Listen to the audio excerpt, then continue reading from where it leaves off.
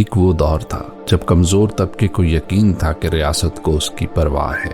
ہم نے اپنے کمزور طبقے کی ذمہ داری لینی ہے، جس کو کہتے ہیں فلاحی ریاست۔ وہ مدینہ کی ریاست تھی، وہ راستہ جو کہ نبی صلی اللہ علیہ وسلم کا راستہ تھا، تو ہم نے اس راستے پہ لگنا ہے اور پھر اللہ برکتیں ڈالتا ہے ریاست میں۔ اگر وہ تھک گیا تو قیام کے لیے باعزت پناہگاہ ہوگی، اگر وہ بھوکا ہو تو طعام کے لیے لنگر خانے کا در کھلا ہوگا، بیمار پڑا تو جیب میں پڑا شناختی کارڈ علاج بن جائے گا، اگر وہ بے بس ہو تو کوئی ساتھ کھڑا ہوگا، ایک باپ کی طرح کھنا سایہ بن کر۔ اس کا کوئی خطاب کمزور طبقے، مزدوروں، سفید پوش طبقے کے ذکر کے بغیر نہ ہوتا۔ آج لیبر ڈے ہے، ہم اپنے مزدوروں کو آج اپریشیٹ کرنا چاہتے ہیں کہ یہ وہ لوگ ہیں جو محنت کرتے ہیں۔ ہم تو جہاں آفیسز کے اندر بیٹھ کے کام کرتے ہیں، ایئر کنڈیشن ہے، یہ گرمی کے اندر چاہے وہ سڑکوں پہ کام کر رہے ہیں، یہ فیکٹریوں میں کام کر رہے ہیں۔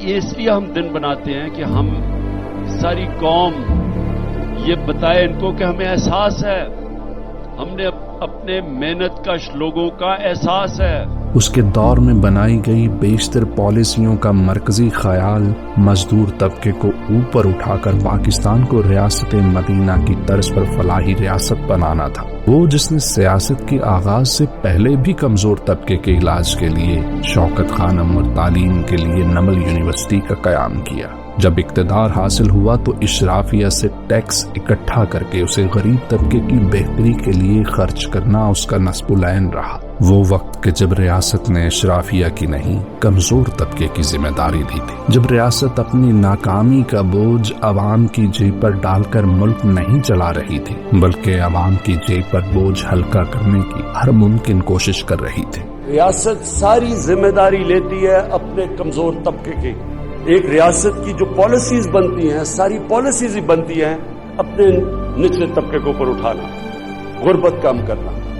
یہ ہے ہماری ویژن۔ جب سے اس مزدوروں اور سفید پوش طبقے کا درد رکھنے والی آواز کو قید دی گئی ہے، غریب کا چولہا ٹھنڈا اور اس کی زندگی پر تاریکی کے سائے ہیں۔ کہاں وہ وقت تھا جب وزیر اعظم عوام کا باپ بن کر مستحق افراد کے سر پر ریاست کا دست شفقت رکھا کرتا تھا۔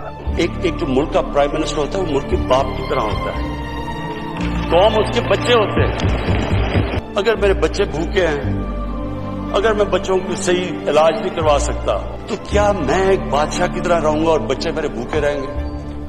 کیا میں اپنے خرچے نہیں کٹ کروں گا؟ اور کہاں آج کا دور ہے جب غریب افراد کے لیے صرف تسلیاں ہیں، وہ بھی چھوٹی، اور ریاست کے ہاتھ میں سوائے غریب کی جیب پر ٹیکس کا بوجھ لادنے کے کوئی دوسری پالیسی نہیں۔